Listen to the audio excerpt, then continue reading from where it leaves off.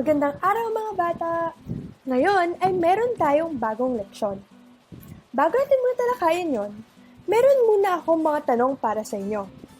Sino dito ang may gusto ng kulay pink? Taas ng kamay. Sino naman dito ang may gusto ng kulay blue? Taas ng kamay. Okay, tandaan nyo yan ha. Tandaan nyo kung saan kulay kayo nagtaas ng kamay. Dahil ang pag-uusapan natin sa araw na ito ay gender stereotypes. Bago muna natin talakayin ang gender stereotypes, alamin muna natin ano ba ang ibig sabihin ng salitang stereotypes. Ang salitang stereotype ay tumutukoy sa pagbibigay pagkakailanlan sa isang tao o bagay base sa ilang mga paniniwala.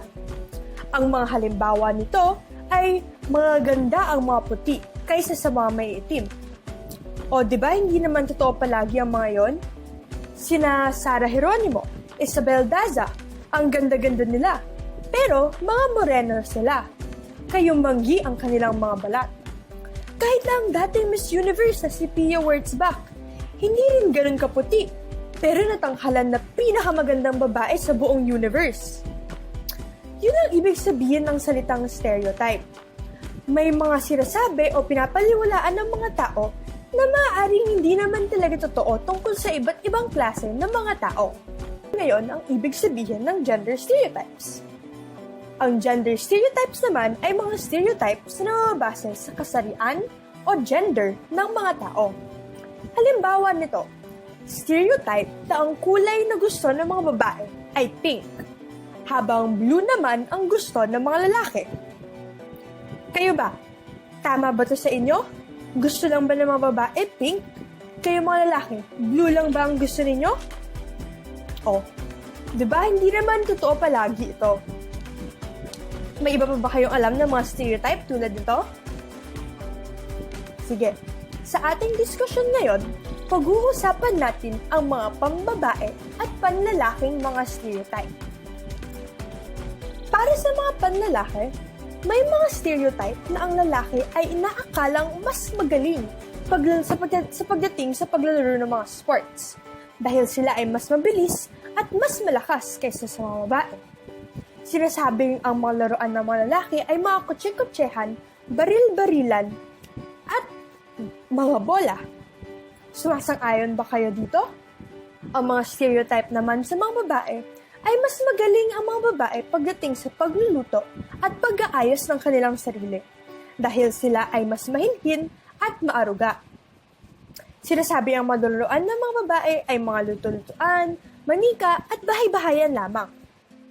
Sumasang-ayon ba kayo sa mga stereotype na ito? Sa tingin nyo ba ay nakakabuti sila? Sa totoo lang, hindi. Hindi nakakabuti ang mga stereotypes. Bakit? Nililimitan nito ang mga tao. Para itong kahon na kinukulong ang mga tao at kanilang mga pwede at di pwedeng gawin. Kunwari, ang paglalaro ng sports. Hindi ba para sa mga lalaki at babae na naman nito? Kunwari, may mga magaling na atleta na lalaki tulad nila Manny Pacquiao, Gabriel Elorde, at Efren Reyes. Pero may mga magagaling din na babae tulad nila Heidelin Diaz, na gold medalist pa nga, Lydia De Vega, at Elma Muros. Sa pagluluto naman, oo, may mga sikat na chef na babae tulad nila Rachel Ray at Julia Child. Pero may mga sikat rin na chef na lalaki tulad nila Boy Logro at Erwan Husa. Ibig sabihin na hindi naman talaga totoo ang mga stereotypes. Kaya't hindi natin dapat sila pinaniniwalaan. Hindi natin dapat binabase ang ating mga aksyon, idea o gawain sa mga ito. Kaya naman, sana na sa pagtapos ng itong video na ito, mas iniisip natin kung ano-ano ang mga stereotype na ginagawa natin sa araw-araw upang maiwasan ang paggawa sa mga ito. Salamat sa pakikinig at hanggang sa susunod!